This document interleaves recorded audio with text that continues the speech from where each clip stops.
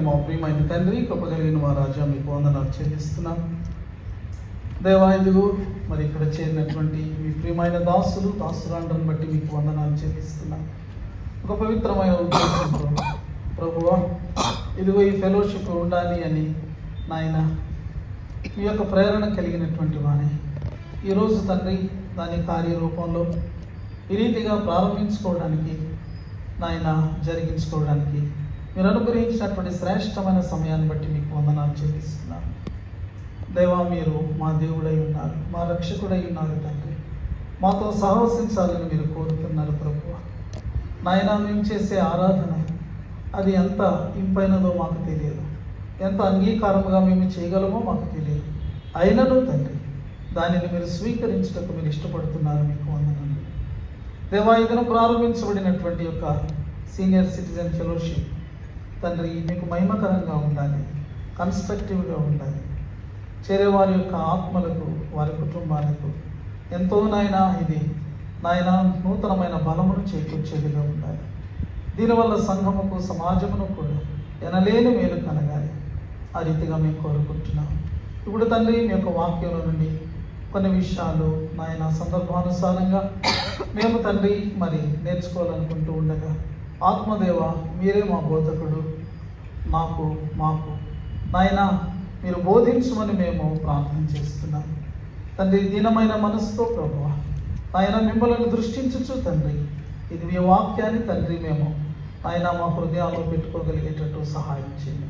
మీ చేతులకు మమ్మల్ని అప్పగించుకుంటూ యేసు నామంలో ప్రార్థించి వేడుకొంచున్నాము తండ్రి. ప్రభువునందు ప్రియమైన వారులారా, మరి యొక్క విశేషమైన దినమందు ఒక నూతనమైనటువంటి ప్రయత్నం, ఒక నూతనమైన ప్రయోగం మన లక్కడికప్ప లూథరన్ చర్చిలో జరగడం అది ఎంతో మరి హర్షదాయకమైనటువంటి విషయం. కాబట్టి మరి దీని వెనుకున్నటువంటి సేవకులను బట్టి, అలాగే మరి పెద్దలను బట్టి, దైవజనులను బట్టి నేను దేవుడికి వందనాలు చెల్లిస్తూ అభినందనలు నేను తెలియజేస్తున్నాను. నాకు తెలుసు ఇక్కడ కూర్చున్నటువంటి వారు అందరూ కూడా దైవికమైనటువంటి భక్తిలో ఉన్నటువంటి వారు. అంత మాత్రమే కాదు, మరి మీ యొక్క ఉద్యోగాలలో, డిపార్ట్మెంట్స్లో, స్థానికంగా లేకపోతే నేషనల్ లెవెల్లో, ఇంటర్నేషనల్ లెవెల్లో మరి అద్భుతమైనటువంటి బాధ్యతలు ఎంతో ఘనంగా నిర్వహించిన వారని నేను ఎరుగుదును. కాబట్టి ప్రతి ఒక్కరికి కూడా చాలా గొప్ప ఆలోచన శక్తి, జ్ఞానము దేవుడు అనుగ్రహించారు. దాన్ని బట్టి కూడా నేను దేవునికి వందనాలు చెల్లిస్తూ ఉన్నాను. మరి కొన్ని దేశాలలో సీనియర్ సిటిజన్స్ అనేటటువంటి మాట కాకుండా సంఘాలలో ఉన్నటువంటి వాళ్ళని ఏమంటారంటే golden members of the church అని అంటారు. గోల్డెన్ మెంబర్స్, ఎందుకంటే వారికి ఉన్నటువంటి అనుభవం, వారికి ఉన్నటువంటి జ్ఞానం అవి చాలా అమూల్యమైనటువంటివి. వాటిని నిజంగా పాజిటివ్గా వాటిని వినియోగించగలిగితే అవి సంఘానికి ఎంత మేలుకరం అవుతాయి అనేటటువంటి ఉద్దేశం. మనము ఒకవేళ ఈరోజు సీనియర్ యొక్క సిటిజన్ ఫెలోషిప్ ఇక్కడ స్టార్ట్ చేసి ఉండొచ్చు, కానీ చాలా చోట్ల ఇలాంటి మరి ప్రయత్నాలు జరిగి చాలా చక్కగా ఫలిస్తున్నాయి. నేను గత 5 సంవత్సరాలు కూడా వనస్థలిపురంలో ఉన్నాను. అప్పటికీ అక్కడ ఒక స్టార్ట్ అయింది. అంటే ఒక సంఘపక్షంగా కాకుండా, పర్టికులర్గా ఒక సంఘపక్షంగా కాకుండా, వనస్థలిపురంలో ఉన్నటువంటి కాలనీలో ఉన్నటువంటి క్రైస్తవులందరినీ ఉద్దేశించి అది స్టార్ట్ చేయబడింది. సీనియర్ మెంబర్ క్రిస్టియన్ అసోసియేషన్ అని అన్నారు. దానికైతే కనీసం 50 మంది అటెండ్ అవుతారు. డిఫరెంట్ చర్చెస్ నుంచి వారు అటెండ్ అవుతారు. ఏదో ఒక ఇంట్లో లేకపోతే ఏదో ఒక చర్చ్లో అటెండ్ అవుతూ ఉంటారు. ఈ మధ్యలో భీమవరంలో వాళ్ళు ఒకటి స్టార్ట్ చేశారు, సీనియర్ యూత్ అని అన్నారు. సీనియర్ యూత్ అంటే ఎవరు? అందుకని ఈ ఓల్డ్ పీపుల్ అంటే ఇష్టపడటం ఉంటారు. రీసెంట్ యూత్ అంటున్నారంట. మొన్నటి వరకు మేము యూతే, ఓల్డ్ కాదు, మొన్నటి వరకు మేము యూతే. సో ఈ రీతిగా అంటే దేవునిలో ఏదో రీతిగా మనం బలపడాలి అనేటటువంటి ఒక చక్కని భావన, ఆశ మనం చూస్తూ ఉన్నాము. నేను అనుకుంటాను, పాస్టర్ గారు చెప్పారు ఈ ఫెలోషిప్ 1 hour అని చెప్పారు. అంటే మరీ స్ట్రిక్ట్గా మనం గంట కొట్టేయి, కానీ ఒక 10 minutes అటు ఇటు అవ్వచ్చు. అయితే 1 hour అని ఎందుకు చెప్పారంటే అలా మనం చేసుకుంటేనే పట్టినట్టుంటుంది కదండి. కూర్చుని మనం అది అది ఏవో మాట్లాడుకుంటూ ఉంటే నీళ్ళు కారిపోతాయి. ఆ యొక్క పట్టుత్వం అనేటటువంటివి ఉండవు. కాబట్టి చక్కగా ఆర్డర్లీగా సిస్టమేటిక్గా మనం అలా చేసుకుంటూ వెళ్తూ ఉంటే ఆ కొద్ది సమయం 4 మాటలు మనలోనికి వెళ్ళినా అది మనకు ఫలిస్తాయి. కాబట్టి బహుశా పాస్టర్ గారు, మన హారిస్ పాస్టర్ గారు చెప్పారని నేను అనుకుంటూ ఉన్నాను. తర్వాత ముఖ్యంగా ఈ ఫెలోషిప్ యొక్క ఉద్దేశం నేనైతే ఏమని అనుకుంటున్నానంటే, మనం చాలా విషయాలు మాట్లాడగలం. ఎందుకంటే మీరు చాలామంది చాలా పఠనాసక్తి కలిగినటువంటి వారు, మరి మీ యొక్క ఇతరమైనటువంటి జ్ఞానంతో పాటు వాక్య సంబంధమైనటువంటి లేకపోతే అనేక మంది వ్రాసిన బుక్స్ ఇవన్నీ చదివినటువంటి జ్ఞానం మీకు ఎంత ఉంది, ఎన్నో చెప్పగలిగినటువంటి పరిస్థితులు మనకున్నాయి. వాటన్నిటిని బట్టి మనం దేవునికి వందనాలు చెల్లిస్తున్నాం. కానీ more over this is for our spiritual refreshment. ఒక రకంగా మనము ఆత్మీయంగా, ఒక రకంగా మనము ఫ్రీ అవ్వడానికి, మన మనస్సులు మరలా వికాసవంతంగా తేజవంతంగా మనము ఒక రకమైనటువంటి ఆత్మీయమైనటువంటి ఆహ్లాదమైనటువంటి ఒక పరిస్థితిలోనికి రావడానికి ఇది ఈ ఫెలోషిప్ ఒక రీతిగా మనకు అది ఉపయోగపడుతుంది అనే ఉద్దేశం. మనం ఏదో చేయాలనుకుంటే చేయడానికి ఎన్నో ఆర్గనైజేషన్స్ ఉన్నాయి. This fellowship is not another organisation to do some other thing కదా. కాబట్టి మనము, మన సంఘము, మన కుటుంబము, మన దేశము ఇవి మనం పెట్టుకుంటాము. తరువాత 2 మెయిన్ విషయాలు ఏమిటి దీనివల్ల అంటే, మొట్టమొదటిది ఏంటంటే సీనియర్ మెంబర్ క్రిస్టియన్ అసోసియేషన్లో వాళ్ళు పెట్టుకున్నటువంటి మోటో ఒకటే. అదేంటంటే, మనము ఇప్పటి వరకు కూడా మన కుటుంబాలకు లేకపోతే మన యొక్క ఉద్యోగ ధర్మాన్ని నిర్వర్తించడం ద్వారా మన దేశానికి చేయవలసినంత సేవ మనం చేసాం, రిటైర్ అయ్యాము. ఇప్పుడు మనం ఒకదాని మీద దృష్టి పెట్టాలి. ఒకటి ఏంటంటే, maybe our departure or his arrival కదా. ఏది ముందో మనకు తెలియదు. So day by day we make ourselves ready for that point. Maybe it is our departure, we do not know. Maybe it is his arrival, ఆయన వచ్చేస్తాడేమో. దేనికైనా సరే దినదినము కూడా మనము సిద్ధపరచుకోవాల్సినటువంటి అవసరత ఉంది. మరి సిటీ స్టడ్ అనేటటువంటి భక్తుడు, ఆయన భారతదేశానికి వచ్చారు, ఆఫ్రికా దేశానికి వెళ్ళారు, అద్భుతమైనటువంటి సేవ చేశారు. ఆయన మోకాళ్ళ మీద ఉండి ఉదయకాలం 4 గంటలకి బైబిల్ చదువుకుంటూ ఉన్నారంట. ఆయన బైబిల్ అంతా కూడా నలిగిపోయినటువంటి బైబిల్. అప్పుడు ఒకళ్ళు అడిగారంట, ఏమడిగారో తెలుసా? అయ్యా, ఇంకా ఏంటి మీరు పొద్దున్న 4 గంటలే బైబిల్ చదువుతున్నారు, ఇదేగా ఇంతకాలం మీరు మాకు బోధించింది, మీకు అందులో తెలియని విషయం ఏంటండి అని అడిగారంట. సిటీ స్టడ్ గారు అన్నారు తెలుసా, నాకేదో తెలియట్లేదు, నేను చదవట్లేదు, ఇంకా నేను ఏదైనా మిస్ అవుతున్నానేమో, ఇంకా నేను ఏదైనా తప్పిపోతున్నానేమో అని పరిశీలన చేసుకుని దేవుని ఎదుట సరి చేసుకోవడానికి నేను చదువుకుంటున్నాను. ఎంత సరైనటువంటి అభ్యాసమో కదండి అది. మనం చదువుకుంటుంది ఇతరులకు చెప్పడానికైనా కాదు, మనం చదువుకుంటుంది ఓహో ఇదనమాట అని మనం తెలుసుకోవడానికైనా కాదు. Primarily the word of God is for our correction, instruction and correction, for our reproof. మనల్ని మనము దేవుని ఎదుట సరి చేసుకోవడానికి దేవుని యొక్క వాక్యం ఉన్నది. కాబట్టి ఇది అంటే ఈ యొక్క మోటో, ప్రభు వస్తాడా లేకపోతే నేను వెళ్తానా, ఏది ముందు జరిగినప్పటికీ కూడా నేను యోగ్యమైన వ్యక్తిగా ఉండాలి. ఇది continuous process in our life. రెండవది ఏమిటి అంటే, రెండవ దాని మీద నేను కొద్ది వాక్యం చెప్పాలని ఆశిస్తూ ఉన్నాను. ఒక వచనం మనం చదువుకుందాం, దాని మీద మనం ధ్యానంలోకి వెళదాం. కీర్తనల గ్రంథము 22వ సంకీర్తన 30-31 వచనాలు. సంకీర్తన 22 30-31 వచనాలు నేను చదువుతున్నాను. ఒక సంతతి వారు ఆయనను సేవించెదరు, రాబో తరమునకు ప్రభువును గూర్చి వివరింతురు. వారు వచ్చి ఆయన దీని చేసెనని పుట్టబో ప్రజలకు తెలియచేతరు, ఆయన నీతిని వారికి ప్రచుర పరతును. ఒక సంతతి ఏం చేస్తారంటండి? దేవుని సేవిస్తారట, ప్రభువుని సేవిస్తారు. వాడు ప్రభువుని సేవించుకుంటూ ఉంటారు. ప్రభువుని సేవించడం అంటే ఏంటి, ఎలాగా? దీని గురించి పెద్ద మనం తలబద్దలు కొట్టుకోవట్లేదు. చాలా విషయాలు బైబిల్లో దేవుడే చెప్పేశారు మనకి, కాకపోతే వాటిని మనము క్యాచ్ చేయాలంతే. ఆయన ఇశ్రాయేలు ప్రజలతో ఏమన్నారు? ఇశ్రాయేలు వినుము, నీ దేవుడని యెహోవా అద్వితీయుడగు దేవుడు. నీ యొక్క పూర్ణ ఆత్మతో, నీ పూర్ణ హృదయముతో, నీ పూర్ణ మనసుతో, నీ పూర్ణ బలముతో నీ దేవుడని యెహోవాను నీవు సేవింపవలెను. చూసారా?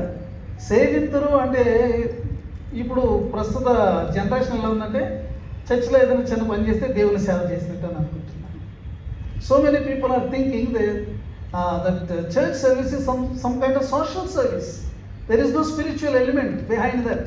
మనం చేసే ప్రతి దానికి కూడా వెనకాలే ఉండాలి, దేవుని కొరకు, నా దేవుని మీద ఉన్న ప్రేమను బట్టి, నా దేవుని మీద ఉన్న ఆశను బట్టి కదా. మనం చేసే ప్రతి చిన్నదానికి వెనక ఆ స్పిరిచువల్ యాటిట్యూడ్ లేకుండా ఉన్నట్టయితే మనం చేసేది జస్ట్ సోషల్ సర్వీస్. ఈ రోజుల్లో సంఘాల్లో జరుగుతుంది ఏంటంటే ఎక్కువ సోషల్ సర్వీస్. అడు సమాజంలో అలాగే చేస్తాడు, చర్చిలో కూడా అలాగే చేస్తాడు. వాటిని మనం తక్కువ మనం అప్రిషియేట్ చేస్తాం, కొన్ని పనులు జరుగుతున్నాయి. కానీ సేవించడం అంటే అది కాదు. మన యొక్క పూర్ణ ఆత్మ ఇన్వాల్వ్ అవ్వాలి, హృదయం ఇన్వాల్వ్ అవ్వాలి, మన యొక్క మనస్సు ఇన్వాల్వ్ అవ్వాలి, మన యొక్క శరీరం శక్తి కూడా ఇన్వాల్వ్ అవ్వాలి. అంటే hour total being must be involved when we serve the Lord. ఇలాగున వారు దేవుని ఎదుట యోగ్యముగా వారు ఉంటూ, సెకండ్ ఏం చేస్తారంట, వారు రాబో తరములకు ప్రభువుని గురించి వివరిస్తారు. అంటే దేవుని యొక్క విశ్వాసాన్ని, దేవుని యొక్క మరి ఆ యొక్క జ్ఞానాన్ని, ఆ దైవికమైనటువంటి వారసత్వాన్ని నెక్స్ట్ జనరేషన్కి పాస్ ఆన్ చేయడంలో వాళ్ళు చాలా అట్మోస్ట్ కేర్ తీసుకుంటారు అన్నమాట. చాలా జాగ్రత్తగా దానిని వాళ్ళు నెక్స్ట్ జనరేషన్కి అందిస్తారు. చూసారా? They prepare the next generation for God. They prepare the next generation to meet God, to work for God. How important it is కదండి. నా విశ్వాసం నా వరకు ఎందుకుంటే ఎలా? తరువాత వాళ్ళని ఎలా తయారు చేస్తారంట, ఆ తర్వాత పట్టుపోవు జనానికి వీళ్ళు నేర్పించేటట్టుగా. They teach in such a way that they may teach to next generation. This is very important. ఈ సమయంలో మనము అబ్రహామును, ఇస్సాకును, యాకోబును జ్ఞాపకం చేసుకోవచ్చు. అబ్రహాము, ఇస్సాకు, యాకోబు ఉన్నప్పుడు రిటర్న్ వర్డ్ లేదండి, వ్రాయబడిన వాక్యం లేదు. దెర్ వాజ్ నో ప్రీస్ట్, యాజకుడు కూడా లేడు. దెర్ వాజ్ నో లా, ధర్మశాస్త్రం కూడా లేదు వాళ్ళకి, ఏమీ లేదు. ఓన్లీ వాళ్ళకున్నటువంటిది ఒకటే, దాన్ని ఏమన్నారంటే ఓరల్ ట్రెడిషన్ అని అన్నారు. వాళ్ళు చెప్తే వీళ్ళు తెలుసుకోవడం, వీళ్ళు చెప్తే నెక్స్ట్ జనరేషన్ తెలుసుకోవడం అన్నమాట. అయితే అసలు వాళ్ళు ఎంత ఎఫెక్టివ్గా దానిని వాళ్ళు పాస్ ఆన్ చేశారని మనం తెలుసుకుంటే మనకు చాలా ఆశ్చర్యంగా. ఇప్పుడు మనం ఆలోచన చేస్తే దేవుడు అబ్రహాంతో మాట్లాడారు, ఇస్సాకుతో మాట్లాడారు, యాకోబుతో మాట్లాడారు. వారికి కొన్ని దర్శనాలు ఇచ్చారు కదా, వారికి స్వరాలు వినబడి చేశారు. ఇలా ఏదో రీతిగా there was communication of God with these patriarchs. అయితే అబ్రహాం ఉన్నాడు.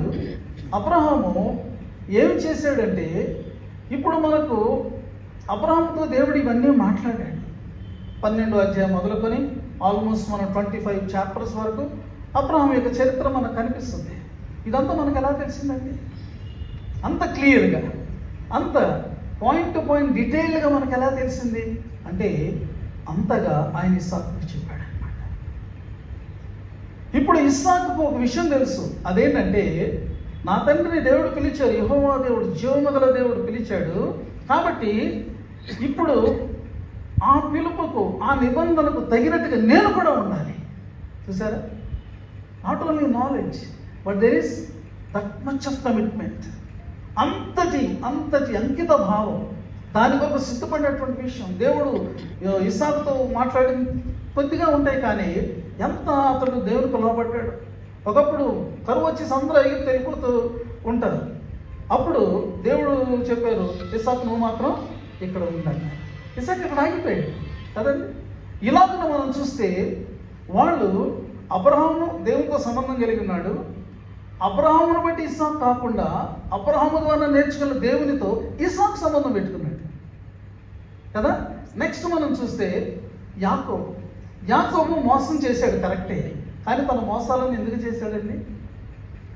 దేవుని ఆశీర్వాదం పొందుతాన్ని మనం గుర్తుపెట్టుకోవాలి. For the blessing of God, ఆ దీవెనల ధారలో తాను కూడా ఉండాలి అనేటటువంటి. కాబట్టి యాకోబు కూడా ఈ విషయాలన్నీ కూడా క్షుణ్ణంగా అతను తెలుసుకున్నాడు. ఆ రీతిగా దేవునితో సత్సంబంధాన్ని కలిగి ఉన్నాడు, దేవునితో జీవించాడు. అంటే ఈ యొక్క పితరుల యొక్క జీవన విధానాన్ని మనం చూసినప్పుడు వారు సంపాదన, వారి కుటుంబాలు అన్ని సెక్యులర్గా అందరిలాగే ఉన్నాయి, కానీ అవి మనకు హైలైటెడ్గా కనపడవు. దేవునితో ఉన్నటువంటి సంబంధం మనకు కనిపిస్తుంది. ఇప్పుడు ఉన్నటువంటి ఈ యొక్క జనరేషన్లో దేవుడు అలాంటి అద్భుతమైనటువంటి బాధ్యత అనుగ్రహించాడు. నేను చెప్పాను, ఫస్ట్ పాయింట్ ఏంటంటే వీ గెట్ రెడీ, మనము దేవుణ్ణి మీట్ అవ్వడానికి మనల్ని మనం వ్యక్తిగతంగా సిద్ధం చేసుకుంటూ. రెండవది ఏంటంటే నెక్స్ట్ జనరేషన్, మన ఫ్యామిలీ, మనకి బిడ్డలు, తర్వాత జనరేషన్స్. మరి ఈ సందర్భంగా మనం చూస్తే గొప్ప గొప్ప వ్యక్తులు వాళ్ళు ఎక్కడి నుంచి వచ్చారంటే కుటుంబాల నుంచి వచ్చారండి. బైబిల్ సెమినరీస్ నుంచి రాలా, లేకపోతే ఇంకొక మైనటువంటి వాటిలో నుంచి రాలేదు వాళ్ళు.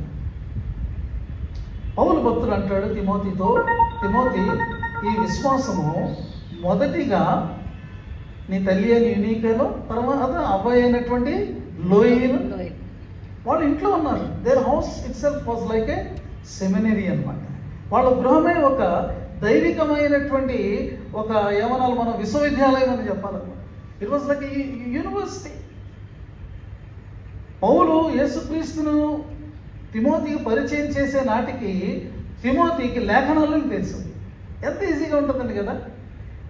తిమోతి నువ్వు ఏ లేఖనాలు చదివావో ఆ లేఖనాల్లో ఉన్నటువంటి మెసేజ్ యేసయ్య అని ఈజీగా చెప్పడానికి, తిమోతి దాన్ని ఈజీగా గ్రాస్ప్ చేయడానికి, దాన్ని పట్టుకుని అతడు కూడా ఒక పవర్ఫుల్ మినిస్టర్గా అతడు పనిచేయడానికి అవకాశం వచ్చింది. He was co missionary with saint పౌలుతో పాటు అతడు కూడా ఒక యవనస్తుడైనటువంటి మిషనరీగా ఉన్నాడు. Then he became a pastor to the Ephesian church. చాలా పెద్ద అద్భుతమైనటువంటి సంఘానికి అతడు కాపరిగా పనిచేశాడు. ఎక్కడ నేర్చుకున్నాడు అతను? గృహంలో నేర్చుకున్నాడు. చూశారు? అంటే దేవుని యందు ఉన్నటువంటి భక్తితో మా అబ్బాయి పెద్ద పాస్టర్ అయిపోవాలి, లేకపోతే పెద్ద మిషనరీ అయిపోవాలని వాళ్ళు చెప్పలా. నా కుమారుడు లేకపోతే నా మనవుడు దేవుని బిడ్డగా ఉండాలి అనే ఆశతో వాళ్ళు ఆ దైవిక జీవనాన్ని నేర్పించారు, దేవుని లేఖనాలు నేర్పించారు, ప్రార్థించడం నేర్పించారు. భక్తిని వాళ్ళు నేర్పించారంటే not teaching with their words, by their behaviour, by their life style, అన్నిట్లో కూడా మన జీవన శైలిలోనే దాన్ని నేర్పారు. కాబట్టి తిమోతికి అది పెద్ద విషయం, కష్టమైనటువంటి విషయం కాదు. చివరిగా పేతురు యొక్క ఉద్దేశాన్ని మనము చూసి ముగించుకుందాం. పేతురు రాసిన పత్రికలో 2వ పత్రిక చూడండి ఒకసారి. వచనాలు మనం చదువుకుంటే అవి డైరెక్ట్గా మనతో మాట్లాడతాయి. పేతురు మొదటి పత్రిక 1వ అధ్యాయం, క్షమించండి 2వ పత్రిక 1వ అధ్యాయం 12 నుండి 15 వచనాలు నేను చదువుతున్నాను చూడండి. కాబట్టి మీరు ఈ సంగతులను తెలుసుకొని మీరు అంగీకరించిన సత్యమందు స్థిరపరచబడి ఉన్నను, వీటిని గూర్చి ఎల్లప్పుడూ మీకు జ్ఞాపకము చేయుటకు సిద్ధముగా ఉన్నాను. మరియు మన ప్రభువైన అయిన యేసుక్రీస్తు నాకు సూచించిన ప్రకారము నా గుడారమును త్వరగా విడిచిపెట్టవలసి వచ్చినని ఎరిగి నేను ఈ గుడారంలో ఉన్నంత కాలము ఈ సంగతులను జ్ఞాపకము చేసి మిమ్మల్ని రేపుట న్యాయమని ఎంచుకొనుచున్నాను. నేను మృతి పొందిన తర్వాత కూడా మీరు నిత్యము వీటిని జ్ఞాపకము చేసుకున్నట్లు జాగ్రత్త చేతను. See the burden of the opposite. ఈ యొక్క అపోస్తలుడికి ఉన్నటువంటి భారం ఎలాంటిదో చూడండి. నేను పెద్దవాడిని అయిపోయాను, అప్పటికే అనేక చోట్ల తిరిగి అతని కాళ్ళు అరిగిపోయి ఉంటాయి, అప్పటికే ఎన్నో శ్రమలు అతను ఎదుర్కొనేటటువంటి వాడుగా ఉన్నాడు, ఎన్నో ఛాలెంజెస్ ఎదుర్కొనేటటువంటి వాడుగా ఉన్నాడు. చేసింది చాలు ఇక నేను అని అనుకున్నాడండి పేతురు. ఆయన ఏం రాస్తున్నాడో చూడండి. ఏమంటున్నాడంటే, ఇదిగో మీరు సత్యములో స్థిరపరచబడి ఉన్నారు, ఆల్రెడీ దేవునిలో ఉన్నారు, మంచి భక్తి కలిగినటువంటి వారుగా ఉన్నారు. అయినను నేను మిమ్మల్ని ఇంకా ఈ విషయంలో నేను బలపరచాలనే నేను అనుకుంటున్నాను, స్థిరపరచాలనే నేను అనుకుంటున్నాను. ఎందుకంటే నేను ప్రస్తుతం ఈ గుడారాన్ని విడిచిపెట్టవలసి, గుడారం అంటే మనం దేహంలో ఉన్నామని, బ్రతికి ఉన్నామని అర్థం. As long as I live I will encourage you in the lord, I will strengthen you in the lord. నేను దేవుణ్ణి మిమ్మల్ని బలపరుస్తూనే ఉంటాను, ఆ విశ్వాసంలో స్థిరపరుస్తూనే ఉంటాను, నేను మిమ్మల్ని దేవుని కొరకు రేపుతూనే ఉంటాను అంటున్నాడు. చూసారా, కొన్నిసార్లు మనకు ఎలా అనిపిస్తుంది, ఏంటి భాష గారు మనం చెప్పి మనకు తెలిసిన భాషగా చెప్తున్నారండి, మనకు తెలియదా, ఇది కొత్త పాయింట్లు మనకు కావాలి కదండి, నాకు కూడా కావాలి అంటే. కానీ కొన్నిసార్లు నాకు చెప్పిందే, నాకు తెలిసిందే నాకు చెప్తే అప్పుడు నేనేం చేయాలి? ప్రభు, ఆల్రెడీ నువ్వు నాకు దీన్ని బోధించావు, నాకు ఈ విషయం తెలుసు, నీకు వందనాలు, ఇందులో నేను ఉండాలని కోరుకుంటున్నాను.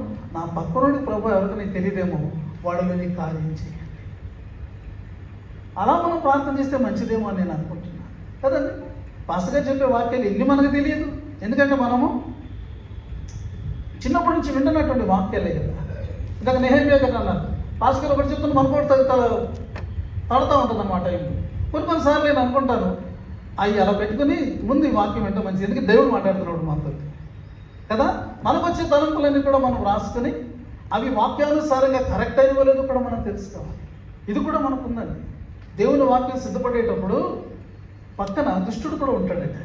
He wants to put he's thoughts in our mind.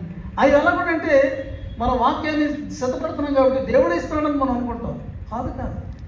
అందుకనే విమతాలు వచ్చినాయి. విమతాలు తెచ్చినట్టు విమతాల గురించి మీరు వినేమంటారు కదండి. ఈ యొక్క విమతములు అనేటటువంటివి ఎవరు తెచ్చారో తెలుసా? ఆ కాలంలో చాలా భక్తి కలిగినటువంటి క్రైస్తవులుగా ఎంచబడేటువంటి వారు తెచ్చారు. ఎందుకని వాళ్ళు మిస్గైడ్ అయిపోయారు? వారి మనసులోకి వచ్చిన ప్రతి థాట్ని వాళ్ళు అనుకున్నారు దేవుడే పంపిస్తున్నాడని అనుకున్నారు. అందుకనే బెరయా సంఘాన్ని గురించి మనకి పౌలు చెప్పాడు. ఎందుకంటే వాళ్ళ యొక్క కామెంట్స్ కానీ వాళ్ళకి వచ్చే థాట్స్ కానీ అవి దేవుని వాక్యంతో లేఖనంతో అగ్రి అవుతున్నాయా లేదా వాళ్ళు చెక్ చేసుకున్నారు. పౌలు చెప్పే బోధ, పౌలు అద్భుతమైన బోధకుడు, కానీ పౌలుని కూడా వాళ్ళు ఏం చేశారు? లేఖనాలతో.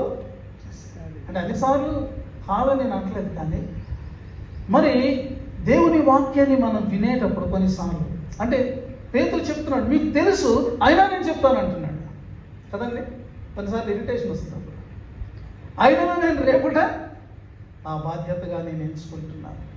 ఎందుకంటే నేను మృతి పొందిన తర్వాత కూడా, ఆఫ్టర్ మై డిపార్చర్, నేను వెళ్ళిపోయిన తర్వాత కూడా మీరు నిత్యము వీటిని జ్ఞాపకం చేసుకొని వాటిలో గ్రహించాలి, జీవించాలి.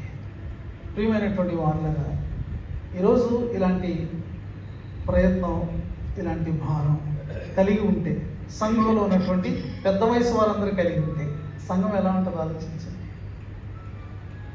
చాలాసార్లు ఎవరు అసలు చెడిపోతున్నారో మనం అనుకున్నాం. చెడుపుతుంది ఎవరైనా చెడుపుతుంది కదా.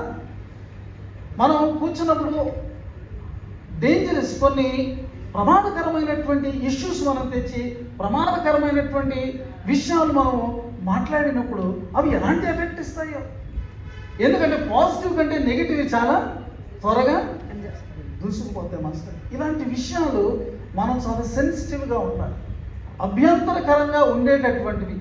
నేను ఇప్పుడు ఇది నేను చేస్తే ఒకవేళ పక్కనోడికి ఏమైనా ఇదే నేను మాట్లాడేది కరెక్టే, డాక్టర్నల్గా కరెక్ట్ అయ్యొచ్చు, ఇంకా ఏ రీతిగానే కరెక్ట్ అయ్యొచ్చు, కానీ అది వాడి విశ్వాసాన్ని కదిలించేదైతే.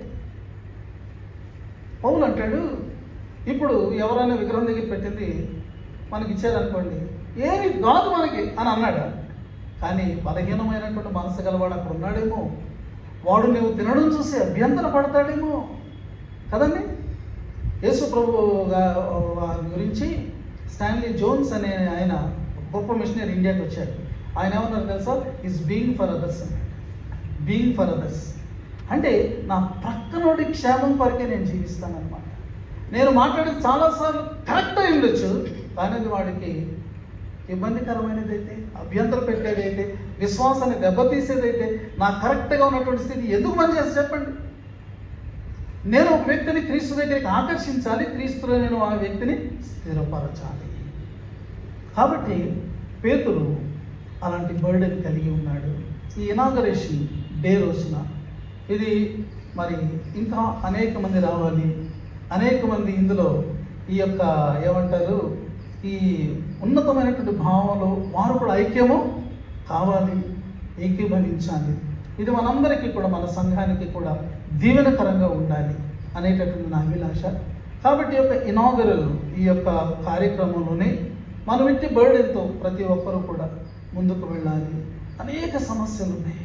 మన సలహాలతో సమస్యలు తీరవు, మన ఆలోచనలతో సమస్యలు తీరవు. ఎందుకంటే human strength cannot solve these problems, only the divine power, only the power of the Holy Spirit. కాబట్టి ఎంత మనం మాట్లాడాలని అనుకుంటామో, ఎంతగా మనము మరి ఇతరులు గైడ్ చేయాలనుకుంటాము, ఎంతగా మనం ఆయనకు సజెషన్స్ మనం ఇవ్వాలనుకుంటాము, అదే లెవెల్లో మన దేవుని సన్నిధిలో ప్రార్థన చేయాలి అని కూడా విత్ బర్డెన్ వీ షుడ్ ప్రే. ఎందుకంటే నథింగ్ ఈజ్ ఇంపాసిబుల్ విత్ ప్రార్థనతో ఏది కూడా అసాధ్యమో కావు. ఎందుకంటే మనం ప్రార్థిస్తుంది ఎవరికి? నాకు అసాధ్యమైనది ఏదైనా ఉన్నదా అని చెప్పినటువంటి దేవునికి మనం ప్రార్థన చేస్తున్నాం. కాబట్టి అలాంటి విజయాలు, అద్భుతమైనటువంటి మార్పులు మనలో, మన సంఘంలో మనం చూద్దాం. దేవుడు అటువంటి గొప్ప కృపను అనుగ్రహించాలని కోరుతూ ఈ కొద్ది మాటలు ముగిస్తున్నాను. దేవుడు మన వినికిడి వాక్యాన్ని ఫలింపచేయును గాక. ఆమేన్.